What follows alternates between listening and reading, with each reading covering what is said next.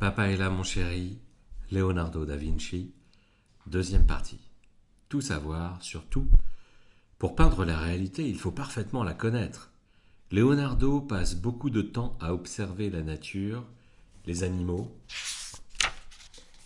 la lumière, les reflets, les tourbillons de l'eau, tout ce qui se passe autour de lui.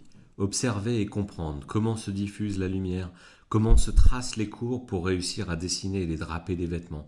Connaître aussi la géométrie pour dessiner en dominant en donnant une impression de profondeur, pour bien appliquer les règles de la perspective, étudier le corps humain et les corps d'animaux pour respecter les proportions, connaître les végétaux et la géographie. Dessin, médecine, mathématiques, géométrie, chimie, optique, géographie, Leonardo ne voit aucune séparation entre toutes ces matières. Il ne voit aucune séparation entre l'art, les sciences et la technique. Pour lui, tout cela fait partie d'une seule et unique matière que l'on pourrait appeler le grand savoir. Pour savoir, il faut tout savoir sur tout, de la peinture au tir de canon. Leonardo n'aime pas ce printemps 1478, le printemps de ses 26 ans. Le prince Laurent de Médicis, dont la famille dirige la seigneurie de Florence, vient d'échapper à une tentative d'assassinat. Arrestation, dénonciation, règlement de compte, vengeance, une sale ambiance règne sur la ville. Laurent de Médicis est sain et sauf et il garde le pouvoir. Heureusement pour Leonardo, car depuis que la famille Médicis a repéré son talent, Laurent est devenu le protecteur de Leonardo, son mécène.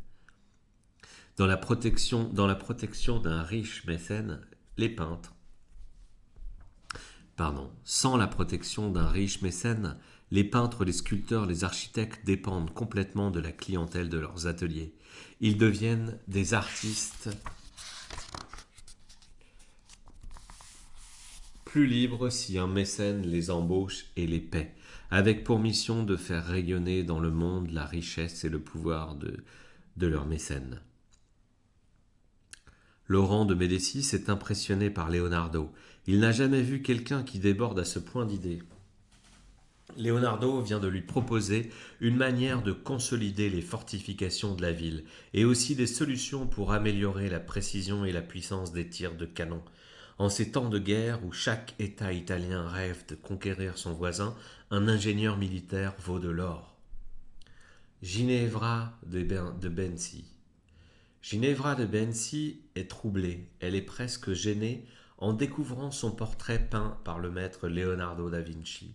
Elle a la sensation que le peintre l'a comprise, qu'il a réussi à lire dans ses pensées. Il a peint bien plus que ses traits physiques. Il a peint beaucoup plus que ses yeux. Il a peint son regard. Il a peint beaucoup plus que la pâleur de sa peau. Il a peint sa fragilité, sa vie intérieure. Troublant, magique. Ce portrait parle vraiment d'elle, beaucoup mieux que ne le feraient des mots. Milan. 1482. Les moines du couvent de San Donato patientent depuis bientôt 3 ans. L'adoration des mages, le tableau qu'ils ont commandé à Leonardo n'est toujours pas fini. Leonardo travaille lentement, très lentement, mais les moines ont l'éternité devant eux, non? Ils patienteront bien encore quelques mois. De toute façon, Leonardo n'a pas l'intention de le finir maintenant. Il part en voyage. Direction Milan, en Italie du Nord, dans la très riche région de Lombardie. Ordre de Laurent de Médicis qu'il envoie remettre un luth d'argent à Ludovic Sforza, le maître de Milan. La Vierge au rocher, les grues et les sous-marins. Quand les Milanais découvrent la Vierge au rocher, le tableau qu'une église de Milan a commandé à Leonardo, ils se disent qu'il n'est pas question de laisser Leonardo repartir à Florence. Ce peintre de génie doit rester à Milan à la cour des Sforza. Leonardo est d'accord, il a pris goût à la vie de Milan, Florence ne lui manque pas du tout, il a complètement oublié les moines et les mages. Cela fait déjà 3 ans qu'il est ici, mais il comprend vite que pour garder la protection de Ludovic Sforza, jouer du luth, chanter des poésies et peindre ne suffira pas. Il faut qu'il se fasse apprécier dans le domaine militaire, qu'il montre aux Sforza qu'il est capable d'améliorer leur protection.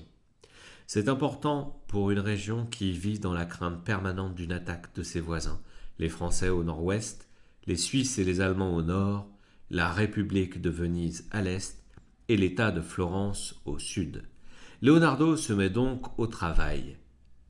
Il inonde Ludovic Sforza de projets techniques militaires, canons à vapeur, chars capables de pivoter sur eux-mêmes, nouvelles épées, toutes sortes de couteaux. Il dessine même des bateaux capables d'aller sous l'eau.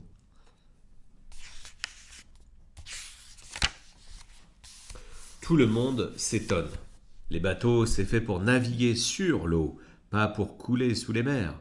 Mais Leonardo est sûr que ce serait un énorme avantage d'avoir des bateaux capables d'aller sous l'eau, pour s'approcher discrètement des navires ennemis et les détruire.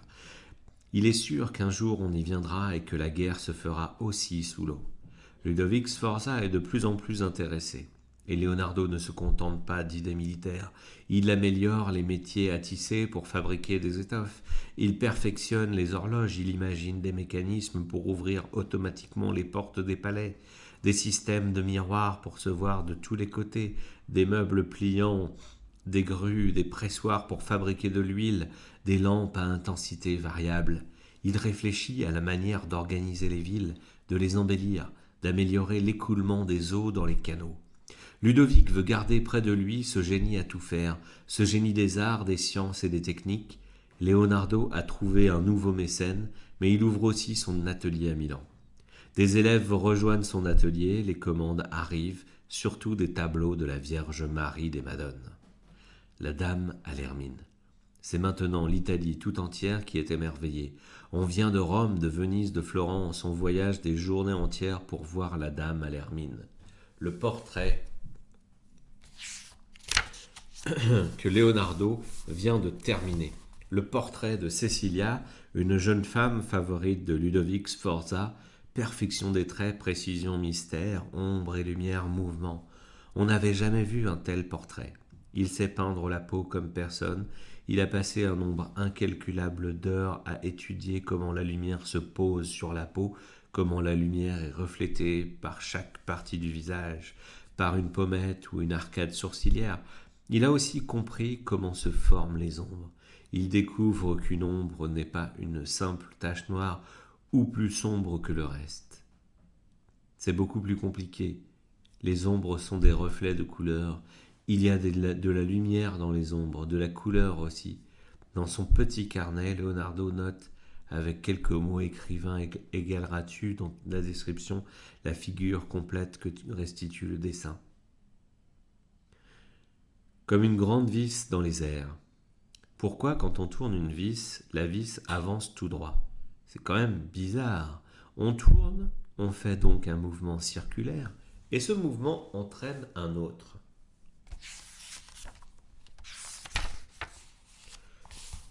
Et ce mouvement entraîne un autre mouvement qui, lui, va tout droit. Il faut être Leonardo pour observer ce genre de choses, et pour se poser ce genre de questions. Et il faut être un génie pour se dire que peut-être, si on fait tourner très vite une grande vis dans l'air, en l'attachant à un objet, ce mouvement en rond dans l'air pourra faire avancer l'objet tout droit vers le haut. Leonardo est en train de dessiner le premier hélicoptère. Il dessine beaucoup, comme tous les ingénieurs, mais ses dessins sont différents. Il ne donne pas seulement une idée de l'invention, il montre les machines de côté, de face, de derrière, vues d'en haut, du dessous, de l'intérieur, en coupe. Leonardo montre la machine exactement comme si elle existait. On a l'impression qu'on pourrait démarrer la fabrication de suite. Il invente le dessin technique. Des solutions générales. Mais comprendre et améliorer le fonctionnement d'une serrure, puis celui d'une horloge, puis celui d'une grue, résoudre un problème technique par-ci, un problème technique par-là, cela ne le satisfait pas. Leonardo a l'intuition qu'il y a une solution générale par famille de machines, une solution générale par famille de mécanismes. Pour les mécanismes qui soulèvent des poids, pour les mécanismes d'engrenage, pour les mécanismes qui tournent très vite, il invente des sciences de l'ingénieur. La méthode de Leonardo pour comprendre la lumière, les mouvements de l'eau, le fonctionnement du corps humain, n'a rien à voir avec les grands discours en latin qui expliquaient le monde. Rien à voir avec les grandes idées qu'on agitait sans jamais sortir les vérifier. Leonardo calcule et décrit avec précision les expériences que l'on pourrait faire. Il teste, il cherche comment prouver, il invente la science. Vieux sage et coquin jeune homme, vous ne le trouvez pas un peu étrange? Et pourquoi ne mange-t-il que des fruits, des légumes et des pâtes? Il ne touche jamais à la viande ni au poisson. Il dit qu'il ne veut faire aucun mal aux animaux. C'est pour cela qu'il est végétarien. Ah? Il pense que l'homme peut naviguer sous les mers et voler dans les airs. C'est incroyable. C'est un génie, aucun doute, tout le monde le dit. Il paraît qu'il peut construire des machines volantes. Avez-vous remarqué qu'il ne se promène jamais sans ses carnets? On dit qu'il a déjà écrit 4000 pages. Vous croyez que c'est possible? Je me demande ce qu'il note et quel âge croyez-vous qu'il a? En le regardant, on ne peut pas dire, c'est bizarre. On se pose beaucoup de questions sur Leonardo da Vinci. Il intrigue, il fait même un peu peur. À 37 ans, il ressemble tantôt à un vieux sage calme et distant, tantôt à un jeune homme d'humeur coquine, étrange, étrange. Mais vous vous rendez compte, cela fait maintenant presque 10 ans qu'il travaille au projet de la statue géante d'un homme à cheval que Ludovic lui a commandé. 10 ans qu'il étudie le projet, qu'il dessine, les chevaux, qu'il imagine comment fondre 50 tonnes de métal. Une vraie farce, cette histoire de statue. Remarquez, il n'a jamais fait fabriquer ses machines de guerre non plus. Et on dit que son atelier est plein de tableaux qu'il ne finit pas. Anges et démons, Leonardo ne rêve pas. Ce matin, en arrivant, il a bien posé 3 cadavres d'oiseaux sur la table de l'atelier. Il a même noté dans son carnet qu'il passerait la journée à observer leurs ailes pour des dessins. Salaï, Salaï, où sont les oiseaux? Le jeune assistant arrive en courant, la bouche pleine comme d'habitude. Non, non, il n'a pas vu les oiseaux. Leonardo connaît cet air-là. Son petit assistant ment comme d'habitude. Mais têtu comme il n'avouera jamais parce qu'il a fait des oiseaux. Mais têtu comme il n'avouera jamais ce qu'il a fait des oiseaux. Leonardo regarde Salaï. Mon Dieu, il a un caractère de démon, mais il a la beauté d'un ange. Leonardo se souvient encore de ce jour de juillet 1490. Il n'oubliera pas le moment où il a vu cet enfant de 10 ans entrer dans l'atelier pour chercher du travail. Un enfant qui a tous les défauts du monde. Mais comment lui en vouloir? Bonne nuit les enfants.